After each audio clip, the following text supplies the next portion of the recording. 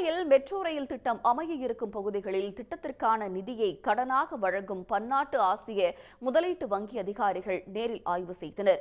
கோவையில் metro rail சேவை துவக்கப்படும் என கடந்த 2021 தமிழ்நாடு அரசு அறிவித்தது. உக்கடம் முதல் விமான நிலையம் வரை சுமார் 20.4 கிலோமீட்டர் தொலைவிலும், கோவை ஜங்ஷன் முதல் வலியம்பாளையம் பிரிவு வரை சுமார் 14.4 கிலோமீட்டர் தொலைவில் இத்திட்டம் அமைக்கப்பட உள்ளது. முதற்கட்ட பணிகள் 10,740 கோடி ரூபாயில் மேற்கொள்ளப்பட இருக்கும் நிலையில், இதற்கான நிதியை கடனாக வழங்கும் ஆசிய உள்கட்டமைப்பு முதலீட்டு வங்கி அதிகாரிகள் இன்று மெட்ரோ வழித்தடம் அமைய இருக்கும் பகுதிகளில் ஆய்வு செய்தனர்.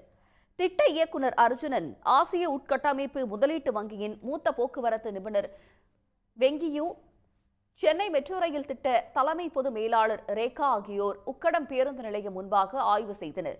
நேற்று மதுரையில் மெட்ரோ ரயில் அமைய இருக்கும் பகுதிகளில் இதே வங்கி அதிகாரிகள் ஆய்வு செய்திருந்தது குறிப்பிடத்தக்கது.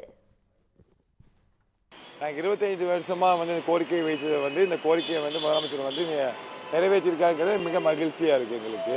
இந்த சைடு இந்த சைடு 20 கிலோமீட்டர் அளவுக்கு மெட்ரோ ட்ரெயின் இங்க அவினாசி சைடு வரை வருங்கிறதுனால எங்களுக்கு போக்குவரத்து மிக குறைவா பாதிப்புங்கிறத நாங்கள் எதிர்பார்க்கிறோம். இப்போ அதிகாரிகள்லாம் இந்த மெட்ரோ ட்ரெயின் திட்டத்துக்கான அதிகாரிகள்லாம் இந்த இடத்த ஆய்வு பண்ணாங்க. அது மிகவும் மகிழ்ச்சியா இருக்கு எங்களுக்கு. உடனுக்குடன் செய்திகளை தெரிந்து கொள்ள சன் நியூஸ் பெல் ஐகானை கிளிக் பண்ணுங்க.